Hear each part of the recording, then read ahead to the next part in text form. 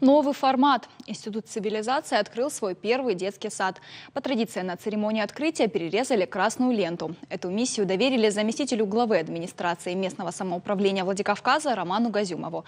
Рассчитан детский сад на 60 мест, пока воспитанников 48.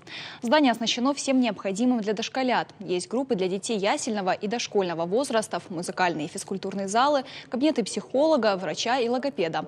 Внутри учебного заведения расположены 2 бассейна для совсем маленьких и для детей постарше.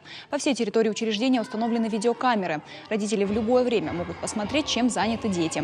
В будущем на 3-м этаже здания планируют разместить начальные классы школы Института цивилизации. В новом проекте образовательный центр не отошел от своего основного направления – изучения языков. Английский и осетинский включены в базовую учебную программу. На данный момент я всем очень довольна, и я думаю, что здесь будет хороший уровень дошкольного образования для детей. Отметила, что здесь такой индивидуальный подход к детям, учитываются их психотипы детей, то есть для них подбирают определенную методику, именно как с данным ребенком работать.